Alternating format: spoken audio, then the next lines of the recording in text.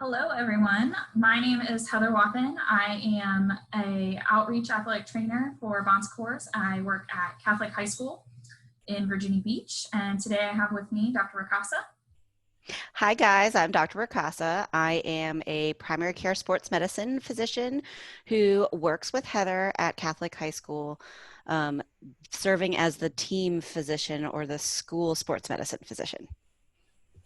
And today we are going to talk to you about concussions. So, first off, Dr. Casa, what is a concussion? So, a concussion is a functional brain injury. The easiest way that I describe that to people is talking about cell phones because everybody has cell phones. So, a functional problem with your cell phone is that it looks perfectly fine. There's no scratches, you didn't drop it, the screen didn't crack. However, you go to turn it on and the little circle spins around and around, or it's just not working quite as fast as you know it could. So that's basically what a concussion is. You can get a concussion from either a direct blow to the head, or kind of like a whiplash injury, such as your body went one way, your head went the other way. And if we think about it, your brain is this really important squishy stuff in a hard candy shell. So if we shake the hard candy shell, um, the squishy stuff bounces around on the inside and makes it not function as well as we know it could. Okay. And a concussion is serious, and we can talk a little bit more about um, why later. But nonetheless, that is what the gist of a concussion is: squishy stuff in a hard candy shell, and it bounced around a little bit in the candy shell. Um, how do we recognize what a concussion is in ourselves or in our teammates, in you know, our friends, things like that? I will say that I have had concussed patients be able to let myself and Heather know that they had a concussion because they recognized it in themselves. I've also actually had some athletes that mentioned to me while standing on the sidelines, "Hey doc, I don't think that, he or she is quite right. I think they had a concussion and I don't like, can you go check them out?" Because a lot of times you might not be able to feel it yourself. But let's review a little bit what the concussion symptoms are. So I'm actually going to attempt to share something on the screen right now. And Heather, can you see that? Yes. Okay, perfect. So this is actually a handout from the CDC with regards to the signs and symptoms of a concussion. So down that right side, we're talking about headache or pressure in the head, like it just feels full. Um, Feeling sick to your stomach, which is the nausea or actually vomiting. Balance problems or dizziness. A lot of people are just like, I feel off. Sometimes I feel like I'm on a ship that's in a wavy ocean. Um, Issues with double vision or blurry vision, which obviously somebody's not going to be able to recognize in you, but you could recognize for yourself. Sensitivity to light or noise. Honestly, if you are at a game and you have been around the loud, bright environment, and then all of a sudden it really, really hurts your head, that's a concussion symptom. Feeling sluggish, hazy, foggy, groggy. It's kind of hard to describe that, but it's just the bleh. And again, if we go back to that cell phone metaphor, it's like your little circle spinning around and around, but nothing's happening. Um, Concentration, memory problems, confusion. So this is the one where a lot of times the concussed athlete themselves are so confused they can't tell. But that's when other people are like, dude, do you not know what play you're supposed to be doing right now? You went that way and we're supposed to, okay, something's not right. And then again, this generic just not feeling right or feeling down, it's hard to describe, but you know when you have it. Okay. And if you'll see on the left there, it's important to not hide these symptoms. We'll talk about it a little bit later, and to report it as soon as possible, because honestly, when we take care of concussions in a timely fashion, you get better faster. And let's see here. So while we're talking about like what the heck a concussion is and what the symptoms are like, let's talk a little bit about impact testing. So impact testing is that annoying computer test that we make you take at the beginning of ninth grade or 11th grade or whenever you're transferring in. And the whole purpose of an impact test is kind of like when you take your broken cell phone and you take it to the Apple store or whatever, and they do the like diagnostic testing to like see if it's working well. Okay. So that's what impact testing is. Impact stands for immediate post-concussive assessment and cognitive testing. Fancy words for basically measuring how your brain functions. Now, here's the deal. Number one, there is no passing or failing to impact. It really kind of irritates me when people talk about like, oh my God, you didn't pass. Um, that's not what it's about. It's about measuring how well your brain is functioning. And what we want to do is we want to measure how you are at the beginning of ninth grade or 11th grade or whenever you transfer in. So just in case you get a concussion, we can actually compare concussed you to not concussed you. Okay. Now, here's the deal. Y'all are in school to make your brains function better. Okay. So technically, it should be relatively easy after a time period. So, like, you take it at the beginning of ninth grade and you, for some reason, need to take it again, say the end of ninth grade, beginning of 10th grade, whatever. I don't want y'all to feel nervous about it because if your brain is functioning, and you attempt to do this impact test the way that you attempted it back then, it'll be cake. Because honestly, every day you go to school, you get smarter. That's why we make you go. Um, and again, when you take the impact test, it's important every single time you take it to A, follow the instructions. And I can't emphasize that more. Okay. And B, I want you to go for speed and accuracy. You cannot sacrifice speed for not getting a single one of the squiggly liney thingies wrong. And you can't go for speed and get them all wrong. You're kind of aiming for, again, speed and accuracy, which most of you guys who are watching this are athletes, and you know exactly what we're talking about because that's what sport is about. So again, it's not a pass fail. You do want to take it seriously.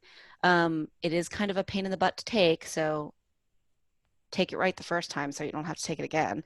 I will say this, there is such a thing as an invalid test. So there is not pass fail, but there is invalid. And that's just because there is so much statistical strength behind this. We're talking of hundreds of thousands, upwards of, I think, somewhere like 1 million now of people who've taken impact, that the test can tell if you're not doing it right. Okay. So you can't really cheat the test. uh, I will say personally, I have taken the test because it's important for me to know what my athletes go through. And by the way, nobody told me the whole like speed and accuracy thing. Okay. And I went for accuracy, and thus I was so slow. Now I got great things for accuracy, but I'm relatively certain people were concerned about my brain function because I was going so slow. So you really kind of want to go somewhere in the middle. And I think that covers my part, Heather, right? Yes. So now we're going to talk about what to do if you think you have a concussion or if you sustained a head injury. So first things first, see your athletic trainer or the athletic trainer at whatever venue you are at as soon as possible following the head injury. The athletic trainer will then perform an assessment to determine if a concussion is suspected and any next steps that we need to take. And you should make sure to follow up daily with your athletic trainer to complete a symptom score checklist. So the symptoms that we went over earlier, to just track your progress and make sure that you're not getting any worse. Following a suspected concussion, an athlete must see a physician. We prefer concussion trained physicians like Dr. Ricasa, who will further evaluate and officially diagnose the concussion And then they will follow up with your school's certified athletic trainer with specific instructions on any accommodations that you might need for school, or just getting back into return to play if you don't need any of those accommodations. So I should note that you do not need to go to urgent care or the ER for a concussion unless your symptoms significantly worsen. They will just tell you to go see your general physician or concussion specialist to get clearance, and they won't diagnose you. So it's kind of, you're paying a copay to be told what you already know. And for the record, because I'm going to interrupt real quick, whenever any of these athletic trainers actually talk to you about a suspected concussion, they will tell you and your parents, guardians, responsible people who haven't hit their head recently, about what symptoms these are. Okay. And so, yeah, you can be pretty goofy after a concussion, a little wackadoo. But again, I think the ER copay is like $200 or something ridiculous now. So if the athletic trainer does not tell you and your guardians to go to the ER, save yourself some buku bucks and don't go. See your doctor. Okay, exactly. Back to you, Heather. Also, any clearance from a non-concussion specialist physician. So say you go to your pediatrician and they say, oh, you don't have a concussion, even though you had symptoms the night before. That will only clear the student athlete to begin the return to play protocol that I will go through next, not clear you for immediate full return to play. So what is the return to play protocol? It is a 5-step protocol that can begin once all of the following conditions have been met. First, the student has to be symptom-free for 24 hours. We don't want any symptoms left. That just shows that the brain is still injured if you're still experiencing symptoms. And the student must be completely caught up in schoolwork if academic accommodations were given due to your symptoms. You are a student athlete, which means student first. And then we also want the post-injury impact scores to be back to baseline. This can happen before we even start the protocol if your clearing physician wants you to do that first. I've had several physicians want those impact scores before we even start the return to play protocol. Other physicians are okay with starting the first 3 stages, but definitely need to have impact scores back to baseline before we start contact practice. If your scores are not back to baseline, this typically means that your cognitive function is not back to where we want it. So that cell phone is not quite right yet. So we need to wait another week before we retest just to make sure that we're all okay. Each step of the protocol has to be completed under the supervision of your school's athletic trainer. And there must be at least 24 hours between each step so that we can monitor you for symptoms between each step, because symptoms can come on later in the night after you're done working out. If any symptoms return at any time during the return to play protocol, whether you're in the middle of working out and you start feeling a headache or feeling an upset stomach or anything like that, or if it's the night after, when you get home and you're trying to do homework and you're not feeling quite right, you're going to stop all activities and then return to the previous step once you're asymptomatic for 24 hours, because that just means that we pushed you a little too far before your brain was ready for it. So the 5 steps are split up into days. It's just easier to keep track of that way. So day 1 is light aerobic exercise. So for my athletes, every athletic trainer does it a little bit different, but for my athletes, I typically do 10 to 15 minutes of a walk jog cycle out on the track or in the gym if it's too cold. Day 2 is going to be a high intensity aerobic exercise. So I incorporate some sprints, some burpees, some of those more intense body weight workouts. We really want to get that heart rate up, get blood flowing to the brain, and all of that fun conditioning type stuff. Yep. My athletes hate me on day 2. Day 3 is typically a non-contact practice, so individual sport-specific drills, things like that. Get back out with their teammates. Coaches can typically, I let coaches monitor this phase as long as the student athlete is wearing like a red penny or something like that that designates "do not touch me." And then day 4, so like I said earlier, before we move on to this day 4, those impact test scores have to be back to or above baseline levels. But day 4, we can go into full contact practice. You're not playing against people who actively want to stop you and potentially hurt you. So it's a little bit easier than going full game play right off the bat. And then if you get through all of those stages with no symptoms, then we get to go to day 5, full return to play, cleared for practice and games. Super fun stuff. So lastly, I guess we should just talk about why is this return to play protocol important and why do we follow it so stringently? Right. So you guys have been listening to this video this entire time going like, OMG, why do I care so much? Okay. So first of all, yes, you are a student before you're an athlete. Okay. Student, athlete, not athletic student. And we want to make sure that your brain is functioning. You only get one. Okay. So the squishy stuff and the hard candy shell, there's only one. All right. There are some pretty bad things that can happen when someone has concussion symptoms and doesn't address it appropriately with healthcare professionals such as myself and Heather, and your athletic trainers and your schools and your physicians. One is something called post-concussion syndrome. And post-concussion syndrome is basically all of those symptoms that we talked about earlier, where you basically feel crappy and you're not functioning right. And if you were a cell phone, your little circle goes round, round, round, round, and nothing actually comes up and you want to press the buttons.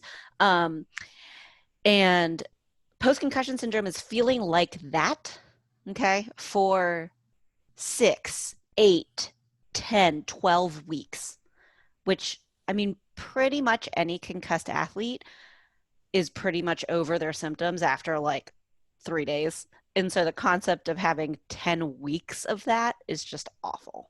And like we said, it is a functional brain injury. And the first thing that you use for your brain is school, which is why we were talking about those accommodations, because a concussion is basically the only sports related injury that you can get that directly affects your ability to learn. If you tore your ACL, you can still take your test. You're just using crutches and a brace in order to get to your test. So that's that. Okay. So the return to play protocol reassures us that, well, first of all, you didn't have any symptoms to begin with. Okay. Even before you started. The second part is this thing called second impact syndrome. Okay. So what is that? It is something that is quite rare, which doesn't mean that we just ignore it. Okay. It does exist, but it is deathly.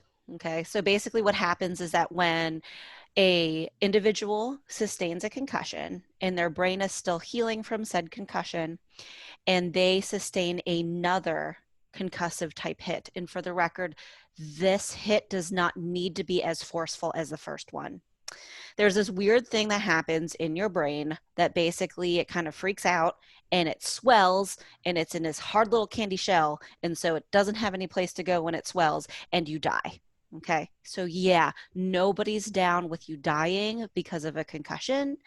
And the people who are at risk for this second impact syndrome are basically anybody who still has a developing brain. So you could come at me and say like, well, sometimes, NFL football players go back to, they return the same day and all this other stuff. I would argue that number one, they make millions of dollars for playing games and you make none. And then second of all their brains have finished developing. So the occurrence of second impact syndrome in their age group is very, very low. Okay. And so let me say something else. With regards to the return to play protocol and the days where you're like, okay, so Miss Heather told me to walk run and then she made me do burpees and like, why am I doing all these things? I have had athletes that have been feeling absolutely fine until they elevate their heart rate. And then they feel like, what? Okay. I have had athletes that feel absolutely fine until they have to follow a tiny, tiny little lacrosse ball going back and forth with their eyes, trying to dodge it if it's coming at them or actually catch it with their stick. And so these stepwise return to play allows us to make sure that those types of things that make your body work harder don't make you feel awful and also doesn't actually prevent you from being able to protect yourself in sport. Okay. Because there's one thing about like, yeah, I want to score and make points and all this other stuff. There's another thing where it's like, I would like to have the reaction time to duck if a hard item is coming flying at my head. Okay. And so that's another reason why this return to play protocol is so important. And for the record, it's like legit. Miss Heather and I didn't actually make it up. It's actually made by an international consensus on concussion, and they meet in some awesomely beautiful country almost every 2 to 3 years in order to make sure that this is the gold standard across the world. I think. So, yes, so we ultimately, it's like this because we care about you. And it's our job to make sure you guys play safe and then play well. So we're all about your safety. All right, I think that's all we have for today. So don't forget to complete the survey to evaluate this video and let us know what else you would like to hear about. Thanks, guys. Bye. Bye.